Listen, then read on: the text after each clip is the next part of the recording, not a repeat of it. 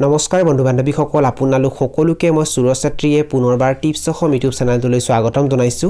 বন্ধু বান্ধৱীসকল এই ভিডিওটো আপোনালোকৰ বাবে অতি গুৰুত্বপূৰ্ণ হ'বলৈ গৈ আছে কিয়নো এই ভিডিওটোত মই আপোনালোকক জনাম কুকুৰা পালনত হোৱা 5টা সমস্যাৰ বিষয়ে আৰু এই সমস্যাসমূহ সৃষ্টি হ'লে কেনেকৈ সমাধান কৰিব লাগে সেই বিষয়ে এই ভিডিওটো আপোনালোকে প্ৰথমৰ পৰা শেষলৈ ভালকৈ চাব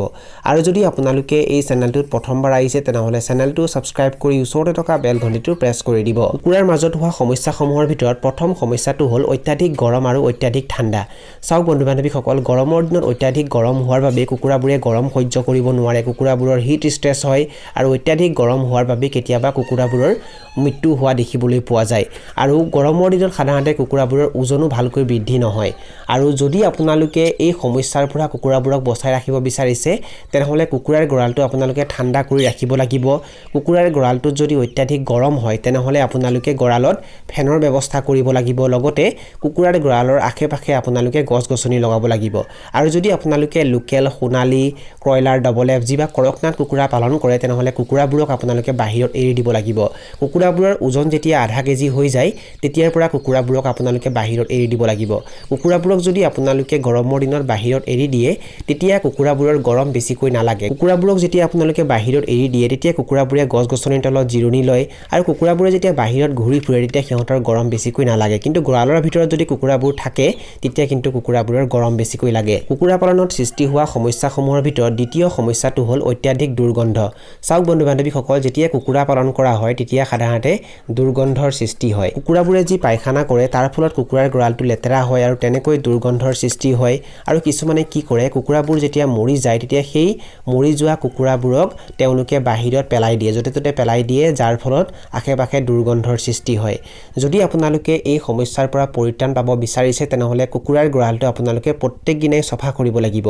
যদি কুকুৰাৰ গৰালটো আপোনালোকে প্ৰত্যেক দিনাই চফা কৰে লগতে সপ্তাহত এদিন বা দুদিন যদি বীজাণুনাশক আপোনালোকে স্প্ৰে কৰে তেতিয়া আপোনালোকে এই সমস্যাটোৰ পৰা পৰিত্ৰাণ পাব লগতে যদি আপোনালোকে মজিয়াত ধানৰ ভুচি বা কাঠৰ গুৰি পাৰি দিয়ে তেনেহলে আপোনালোকে সেয়া সঘনাই সলনি কৰি দিব ধানৰ ভুচি বা কাঠৰ গুৰি পাৰি দিলে কিন্তু বেছিকৈ এমোনিয়া গেছৰ সৃষ্টি হোৱা দেখিবলৈ পোৱা যায় আৰু বেছিকৈ দুৰ্গন্ধৰ সৃষ্টি হয় যদি আপোনালোকে ইয়াৰ পৰা পৰিত্ৰাণ পাব বিচাৰিছে তেনেহলে ধানৰ ভুচি বা কাঠৰ গুৰি আপোনালোকে সঘনাই সলনি কৰিব লাগিব তাৰ পৰা এমোনিয়া গেছৰ সৃষ্টি হ'ব দিব নালাগিব আৰু লগতে যদি কুকুৰাবোৰ মৰি যায় তেতিয়া সেই মৰি যোৱা কুকুৰাবোৰক আপোনালোকে অলপমান আঁতৰত গাঁত খান্দি ভালকৈ পুতি থব কুকুৰা পালনত সৃষ্টি হোৱা সমস্যাসমূহৰ ভিতৰত তৃতীয় সমস্যাটো হ'ল কুকুৰাৰ ওজন ভালকৈ বৃদ্ধি নোহোৱা বা কুকুৰাৰ কণীৰ উৎপাদন কমি যোৱা চাওক বন্ধু বান্ধৱীসকল কেতিয়াবা কি হয় কুকুৰাবোৰৰ ওজন ভালকৈ বৃদ্ধি নহয় কুকুৰাবোৰে দানা খাই থাকে কিন্তু সেইটো হিচাপত সিহঁতৰ ভালকৈ ওজন বৃদ্ধি নহয় বা কেতিয়াবা কি হয় কুকুৰাবোৰে কণী দিয়া কম কৰি দিয়ে বা কুকুৰাৰ কণীৰ উৎপাদন কমি যায় কুকুৰা পালনত কষ্ট আৰু খৰচ দুয়োটাই ভালকৈ কৰাৰ পাছতো যেতিয়া উৎপাদন ভালকৈ নহয়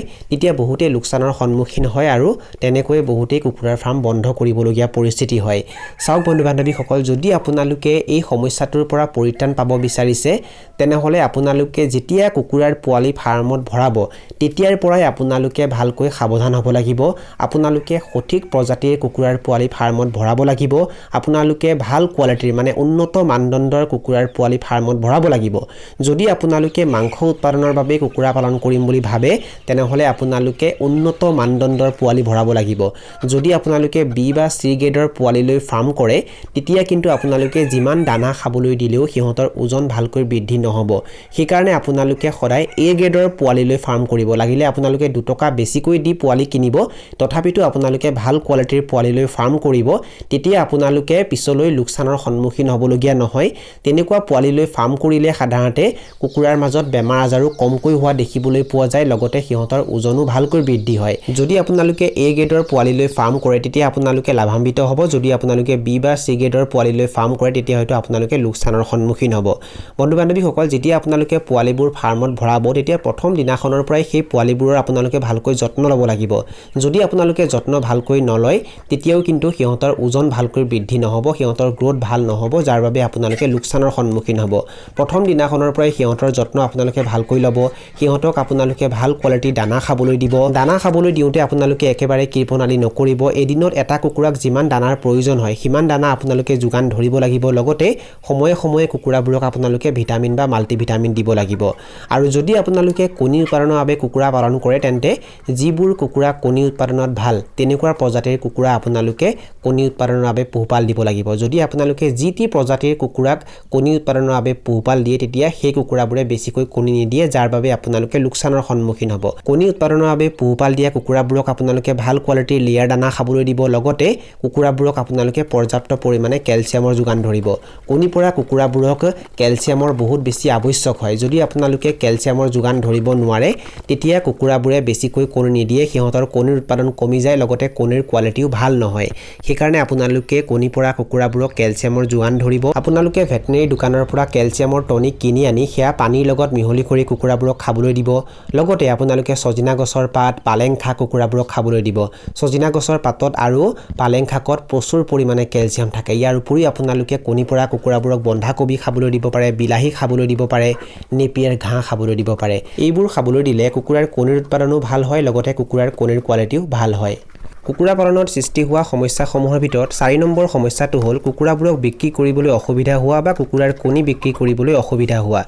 চাওক বন্ধু বান্ধৱীসকল কিছুমানে কি কৰে কাৰোবাক দেখা দেখিকৈ বা ইউটিউবত কাৰোবাৰ ভিডিঅ' চাই যিকোনো প্ৰজাতিৰ কুকুৰা পালন কৰে তেওঁলোকে কুকুৰাৰ বজাৰখনৰ বিষয়ে ভালকৈ নোচোৱাকৈ যিকোনো প্ৰজাতিৰ কুকুৰা পালন কৰে যাৰ বাবে কুকুৰাবোৰ যেতিয়া বিক্ৰীৰ উপযুক্ত হয় বা কুকুৰাবোৰে যেতিয়া কণী দিবলৈ আৰম্ভ কৰে তেতিয়া বিক্ৰীৰ উপযুক্ত হোৱা কুকুৰাবোৰক তেওঁলোকে ভালকৈ বিক্ৰী কৰিব নোৱাৰে বিক্ৰীৰ উপযুক্ত হোৱা কুকুৰাবোৰক বিক্ৰী কৰিবলৈ তেওঁলোকে বজাৰ বিচাৰি নাপায় বেপাৰী বিচাৰি নাপায় বা কুকুৰাবোৰে যেতিয়া কণী দিবলৈ আৰম্ভ কৰে তেওঁলোকে সেয়া কণী বিক্ৰী কৰিব নোৱাৰে যাৰ বাবে তেওঁলোকে লোকচানৰ সন্মুখীন হ'বলগীয়া হয় কুকুৰা পালন কৰা বেছিভাগ লোকে সাধাৰণতে এইটো সমস্যাৰ সন্মুখীন হোৱা দেখিবলৈ পোৱা যায় যদি আপোনালোকে এইটো সমস্যাৰ পৰা পৰিত্ৰাণ পাব বিচাৰে তেন্তে আপোনালোকে যিকোনো প্ৰজাতিৰ কুকুৰা পোহপাল নিদিব আপোনালোকে যাকে তাকে দেখি বা ইউটিউবত কাৰোবাৰ ভিডিঅ' চাই যিকোনো প্ৰজাতিৰ কুকুৰা পোহপাল নিদিব আপোনালোকে কুকুৰা পোহপাল দিয়াৰ আগতে কুকুৰাৰ পোৱালি ফাৰ্মত ভৰোৱাৰ আগতে আপোনালোকৰ আশে-পাশে থকা বজাৰখনৰ বিষয়ে ভালকৈ চাই ল'ব আপোনালোকৰ আশে-পাশে কোনটো প্ৰজাতিৰ কুকুৰাৰ চাহিদা বেছি কোনটো প্ৰজাতিৰ কুকুৰা পোহপাল দিলে বিক্ৰী কৰিবলৈ একো অসুবিধা নহয় এটো ভালকৈ চাই ল'ব আৰু সেই অনুসৰি আপোনালোকে পোৱালি ফাৰ্মত ভৰাব কুকুৰাৰ বজাৰখনৰ বিষয়ে যদি আপোনালোকে ভালকৈ জানি লয় কুকুৰাবোৰক আপোনালোকে ক'ত বিক্ৰী কৰিব বা কুকুৰাবোৰে কণী দিলে সেই কণী আপোনালোকে ক'ত বিক্ৰী কৰিব সেইটো যদি আপোনালোকে আগতীয়াকৈ ঠিক কৰি লয় তেতিয়া পিছত আপোনালোকে কুকুৰাবোৰক বিক্ৰী কৰিবলৈ বা কুকুৰাৰ কণী বিক্ৰী কৰিবলৈ সমস্যাৰ সন্মুখীন হ'বলগীয়া নহয় কুকুৰা পালনত সৃষ্টি হোৱা সমস্যাসমূহৰ ভিতৰত 5 নম্বৰ সমস্যাটো হ'ল বেমাৰ চাওক বন্ধু বান্ধৱীসকল কুকুৰা হৈছে জীৱ লগা বস্তু আৰু কুকুৰাবোৰক যিকোনো সময়ত যিকোনো মুহূৰ্তত যিকোনো বেমাৰে আক্ৰমণ কৰিব পাৰে আৰু তাৰ ফলত কুকুৰাবোৰ মৰিব পাৰে যদি আপোনালোকে এই সমস্যাটোৰ পৰা পৰিত্ৰাণ পাব বিচাৰে তেন্তে আপোনালোকে আগতীয়াকৈ সাৱধান হ'ব লাগিব কুকুৰাবোৰক যাতে বেমাৰে আক্ৰমণ কৰিব নোৱাৰে তাৰ বাবে আপোনালোকে আগতীয়াকৈ সাৱধানতা অৱলম্বন কৰিব লাগিব যেনে আপোনালোকে জৈৱ সুৰক্ষাৰ নিয়ম নীতিবোৰ ভালকৈ মানি চলিব লাগিব গৰালটো সদায় পৰিষ্কাৰ কৰি ৰাখিব লাগিব বাহিৰৰ লোকক বা বাহিৰৰ অন্য জীৱ-জন্তুক আপোনালোকে কুকুৰাৰ গৰালৰ ভিতৰত সোমাব দিব নালাগিব কুকুৰাবোৰক আপোনালোকে পৰিষ্কাৰ পানী খাবলৈ দিব লাগিব পৰিষ্কাৰ বাচন বৰ্তনৰ দানা পানী খাবলৈ দিব লাগিব লগতে সময়মতে গোটেইকেইটা ভ্যাকচিন কৰি ৰাখিব লাগিব যদি আপোনালোকে আৰম্ভণিৰ পৰাই কুকুৰাবোৰক ভালকৈ চোৱাচিতা কৰে তেতিয়া কুকুৰাবোৰক যিকোনো বেমাৰে সহজতে আক্ৰমণ কৰিব নোৱাৰে যাৰ বাবে কুকুৰাবোৰ সুস্থ হৈ থাকিব আৰু আপোনালোকে লোকচানৰো সন্মুখীন হ'বলগীয়া নহয় কুকুৰা পালনত সাধাৰণতে 5টা সমস্যা বেছিকৈ দেখিবলৈ পোৱা যায় আৰু আপোনালোকৰ মতে আৰু কিবা সমস্যা আছে নেকি সেইটো কমেন্ট যোগে জনাব পাৰে বন্ধু বান্ধৱীসকল এইখিনি আছিল কিছু তথ্য আপোনালোকক জনালো আৰু যদি আপোনালোকে ভিডিঅটো চাই ভাল পালে আৰু ভিডিঅটোৰ জৰিয়তে কিবা এটা শিকিব পাৰিছো বুলি ভাবে তেনেহলে অনুগ্ৰহ কৰি ভিডিঅটো লাইক কৰি দিব আৰু যিমান পাৰে ভিডিঅটো নিজৰ বন্ধুবৰ্গৰ মাজত আৰু পৰিয়ালবৰ্গৰ মাজত শ্বেয়াৰ কৰি দিব এই ভিডিঅটো এইখিনিতে সামৰণি মাৰিছো ধন্যবাদ